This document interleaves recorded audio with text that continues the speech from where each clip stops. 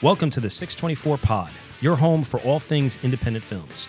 We're going to discuss all the positives and negatives when it comes to independent filmmaking. We're going to have incredible guests from the film industry talk about behind-the-scenes experience, the good, the bad, the ugly, and how the industry has changed in the past 10, 20 minutes. 30, minutes, hours, years. That's the point. It's always changing. And of course, we will always focus on independent filmmaking right here in our state of New Jersey. I'm Tom Baldinger. And I'm Mark Riccadonna. All right, let's do this.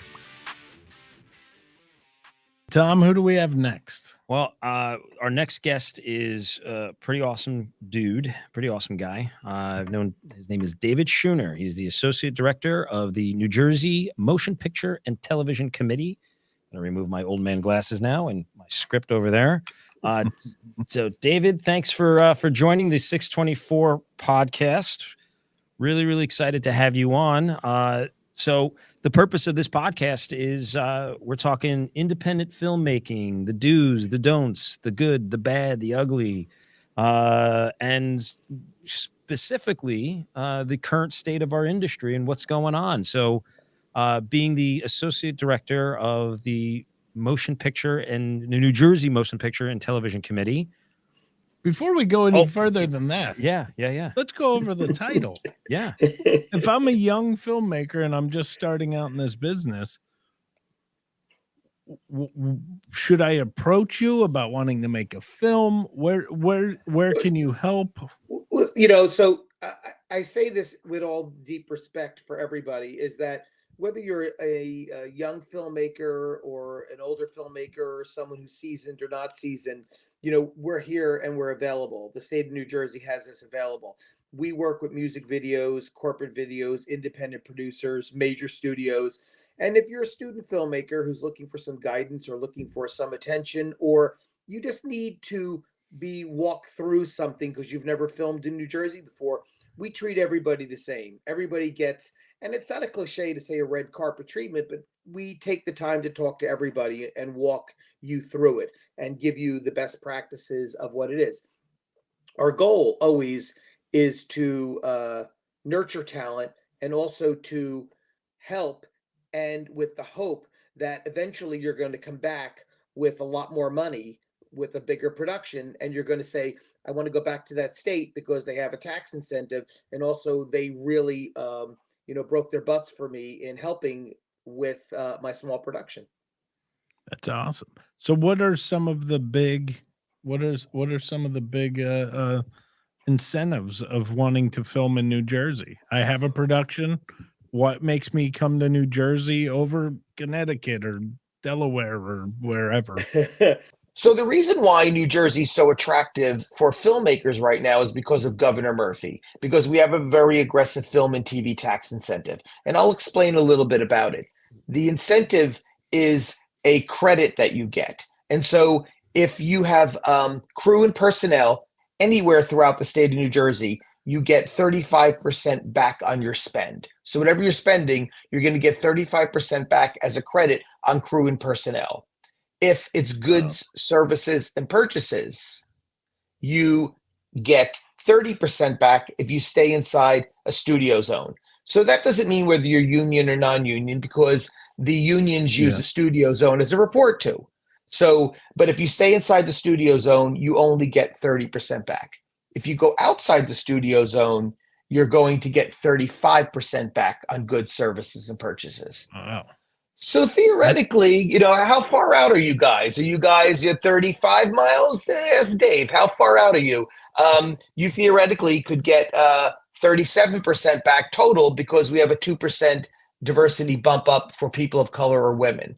So so if you are an independent filmmaker, you have to go where you're going to get the help to make your movie. It's difficult enough as it is. So by getting an incentive, it helps you make the movie. Maybe it's down the line. Maybe it's an investor you give it back to, or maybe you use it to do the music or some sort of post angle. Dave, talk to me about as far as that filing for that tax credit, does the Film Commission get involved in that for filmmakers? Does an independent filmmaker call you up and say, "Hey, I don't know how to fill this out. What do I do?" Yes. So independent filmmakers, everybody calls us up and they ask. We usually have a discussion about the incentive. So we're part of the process, but the incentive is really executed through the New Jersey division. New Jersey Economic Development. They are the people that actually do it. So we'll talk to you about some of the parameters, some of the guidelines, what you need to do, what are best practices. And then you need to go on the EDA's website, and they have a boilerplate that you need to fill out. They have their application that you need to fill. And as you start working through that process, if you have questions, the EDA is there to help. And so is the New Jersey Film Commission. Our goal, obviously, is to bring more production to the state and make it work for you. That's awesome. Yeah, so it's important, right? So independent filmmakers, as you're watching this podcast or listening to this podcast, make sure you reach out to the New Jersey Film Commission. Reach out to them. They're there to help, right? And we want more. We want the big studios, and we want more independent films being made here in New Jersey. There's a lot of great locations, right? Yeah, there's a lot of great stuff. And so the whole goal is to be able to kind of guide you through the process. So when we're dealing with independents, obviously everyone's doing multiple jobs, and it's a big deal. You're stretched as much as you can.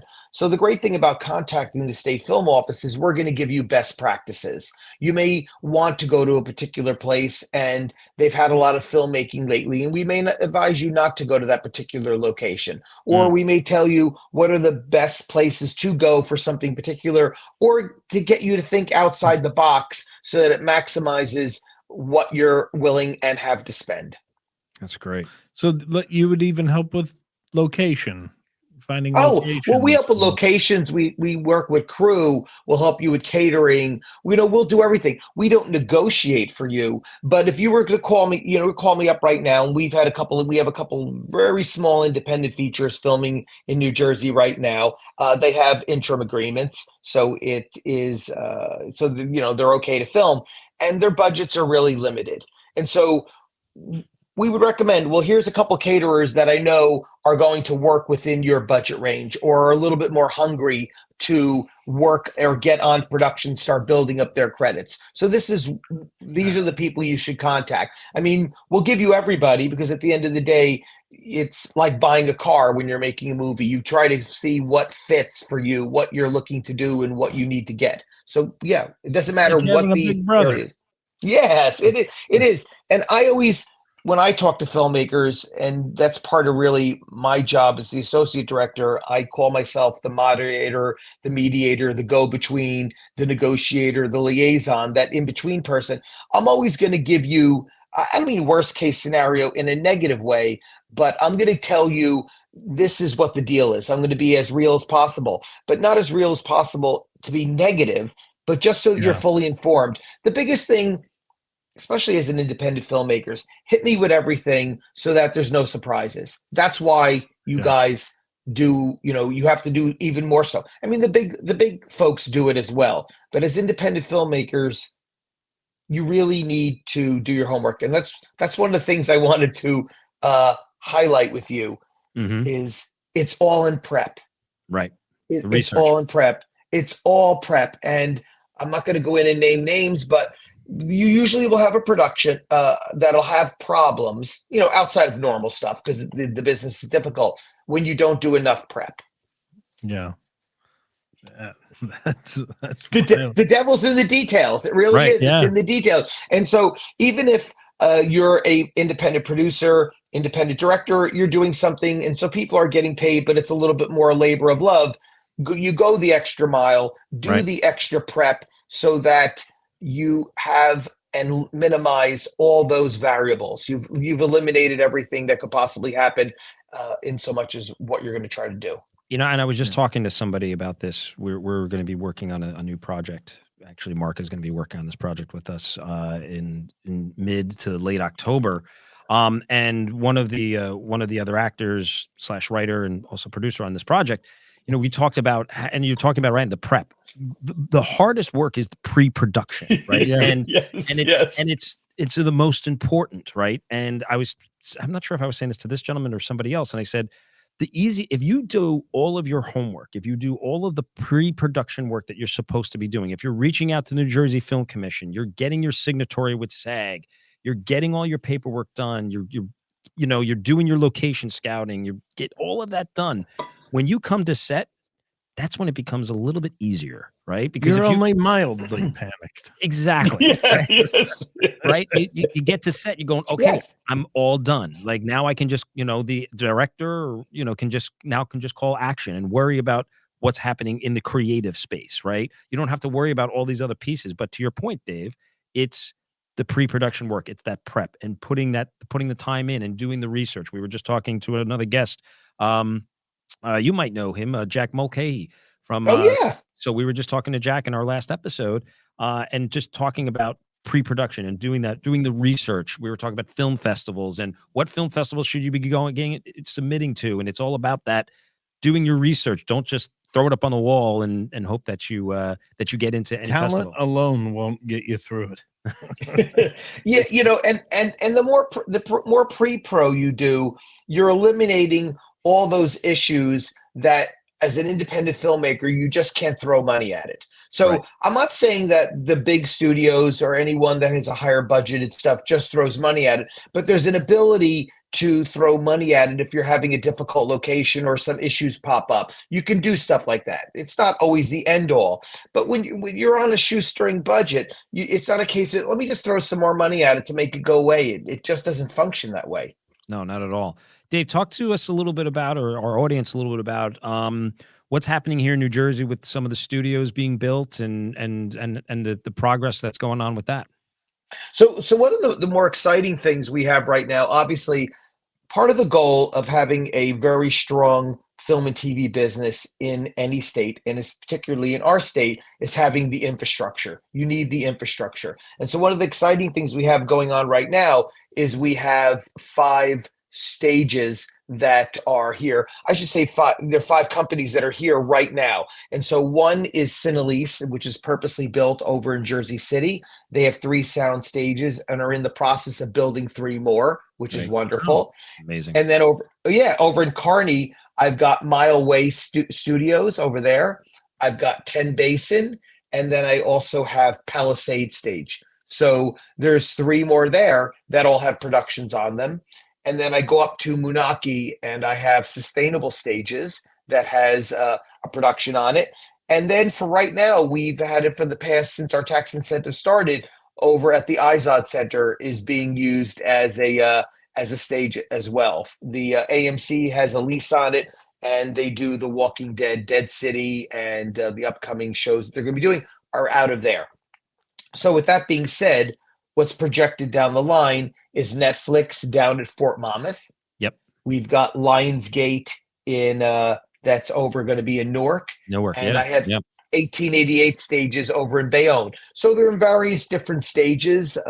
It takes time. It's a huge multi-million-dollar projects that are going to be done and need to be done. So, but it's exciting because once you've got that strong infrastructure, then you're going to have writers' rooms here. You're going Right. to have all those ancillary services that are going to be on the back lot. And so that's key, and that's important because we want you to be able to come into the state from start to finish and make a movie. We also have, which is exciting, we have Fifen Studios up in Inglewood Cliffs, which is really our first full-service post-production house.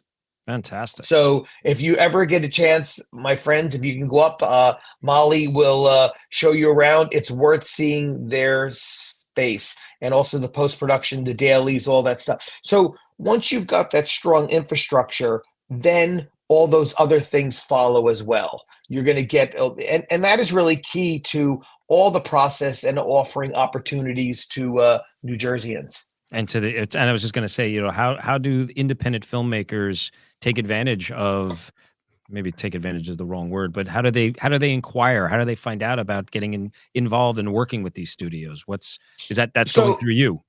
Yeah, so generally it goes through, so they're all the older, the ones that are new are in the process, that's a little bit down the line. The Yeah. current ones right now, obviously we're coming out of the Writers Guild strike, and Screen Actors Guild, I'm certain and hopeful will be resolved within a period of time. But one of the things that anyone that wants to work in the film business should do is register with our office. You can go online, you register your service with the office, and as filmmakers come into the state and start looking to work in the state, they do go to our directory and pull people out, especially when things are really hopping and buzzing. And our website is a great resource for filmmakers, whether independent or studio, because it's a wealth of knowledge and a wealth of information that you may have. It's not flashy. It's not supposed to be flashy. It's not a entertainment site. It's very tactile. You go and get the information that you need, and start your project. That's awesome. So I'm very excited. I'm really I'm good to know. I'm happy to know you, Dave. I've called you multiple times on some of my projects when I've had some what I thought were smart questions, and it turned out to be a dumb question. It's like, Tom, why don't you know this? So it's yeah, good. but Tom, what the great thing is we talk all the time is first of all, we always try to be accessible. I'm not just saying that. And the And other you thing are. is, thank you. We really talk it out. And so you talk about, especially you as a independent filmmaker, you talk about what you're looking for, what you're trying to accomplish. And I remember we've gone back and forth about stuff, and Yep. I may be telling you something that you may not want to hear, and I don't mean that once again as a negative way, but Right. it's just being informed as how do I move forward, and not.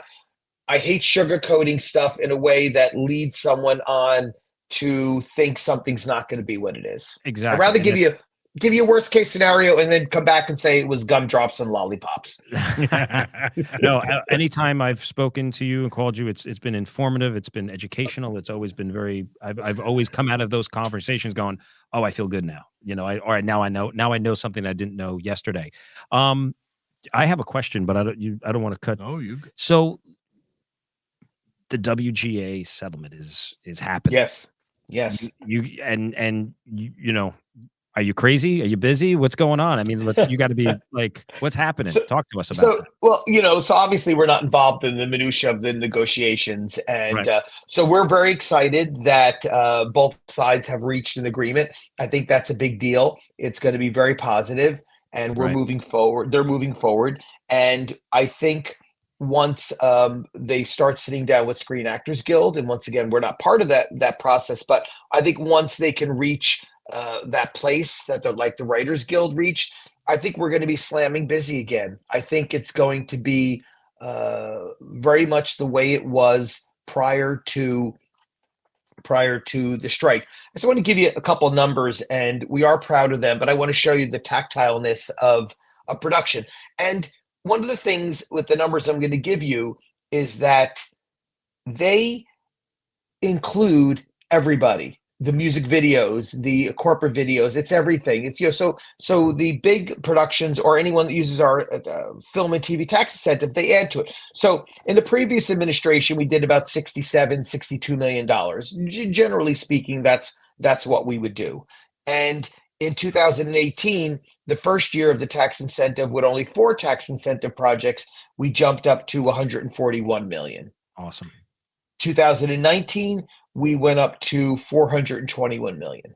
So big jump. And then obviously COVID came and kind of crushed everything, but we still did $88 million. That's and once again, that had to do with Governor Murphy and being very supportive of independent filmmakers and filmmakers during that period of time. And then 2021, we did 500 million. And in 2022, we did $701 million. So yeah, so those are real numbers. New Jersey, come on. Yeah, they're incentive, but at the same time, it's real numbers. We're incentivizing filmmakers to come here because if we didn't have the incentive, they would go someplace else. One other thing, and I talk a lot. This is the point. We want such good stuff. This is great stuff. This is what we want the independent filmmakers to be hearing. So go, it's yours, please. So the one thing that we're really happy about, and one of the things that makes me most proud is when we first started with our incentive, I would talk to crew, whether union, non-union, independent filmmakers. You can be an independent filmmaker and be union. Most of, they do that. Is they're able to go home at night with their families. They're able to stay in the state where they grew up, where they work, where they live, and able to go home at night compared to, and I'm not going to, mention other states, but where you're working in another state and it's 2 hours to get to the front door of a studio. Now, you may choose to do that because you like the production for whatever reason. There's a lot of parameters, but we're thrilled that we're able to give people the option that live in the state, work in the state, to stay here and within a reasonable amount of time be able to go home and have a life and not spend themselves traveling. That's awesome. Yeah. So I'm so happy to be a filmmaker here in this state of New Jersey. I really am, and I think it's really important that that we keep promoting New Jersey. We keep promoting independent filmmakers to keep making movies. The WGA getting this settlement done. Let's get SAG in line. Let's get this rocking and rolling. Dave, talk to me about projects that you work on. That you get involved in, not as far as New Jersey Film Commission, but you as a film lover, as a film, talk to me about that. Well, the great thing that I do love about my job is that I love assisting filmmakers, but at the same time, I always use the phrase that I need to keep myself creatively sane. I need to be working on my own projects as well, whether it's on the weekend or I take some time off. And so there's numerous projects over the years that I have worked on, that I've produced, and it gives me a great level of satisfaction to be able to do something that's myself. One of the things I'm most proud of is that during COVID, as we first started coming out of COVID, everybody was really not creatively sane and everyone was really trapped in their houses and really not doing anything. That was Right. It was really kind of very bad. So one of the things myself and my film partner AJ Swears, what we wanted to do is, what can we do to get people that we know actively involved doing something creative? So we kind of created this series, this character called Tuddy, who is it's black and white, it's silent. He lives in Atlantic City in 1921, and it's a very much a throwback to Chaplin and Buster Keaton. It's that time period. And Tuddy is a code enforcement officer for women's swimwear, because back in 1921, you had to wear certain type of outfits if you were a female, even guys, and they would measure you. You could be arrested or actually even fined. So that was a great premise, but what we wanted to do is, how do we? It's true. We pulled historically photos, everything. It was really a lot of fun. So we said, how do we keep people that we know? How do we give everyone something creative to do and be creatively sane? So what we did is, we created 6 episodes where it was almost like a series. So I had 6 different directors. 3 different writers. It was 6 different ADs. It was 4 different editors.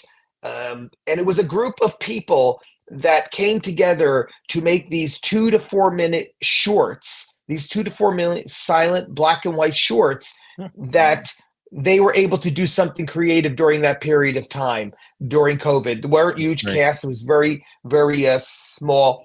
And the wonderful thing is, for me and for AJ, is we almost like we're showrunners on a series, because we would do an episode with a different director, a different AD, the camera person, our DP stayed the same, and we would work through that. And it just gave everybody a way to prep, plan, and then film and edit something that was creative.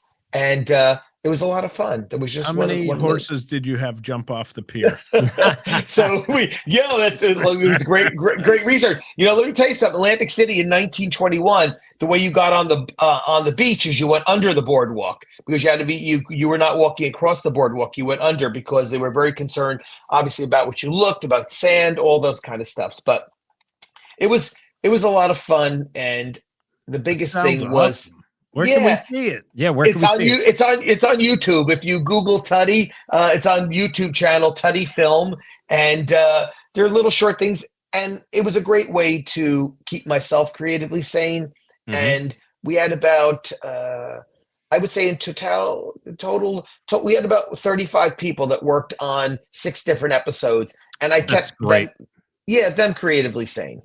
That's fantastic. That's fantastic. Dave, we're gonna wrap up here. I want you Okay. back. We want you back. You gotta come back. You gotta come back It's on. a There's riot. so much more to talk about. Come back dressed as Tuddy.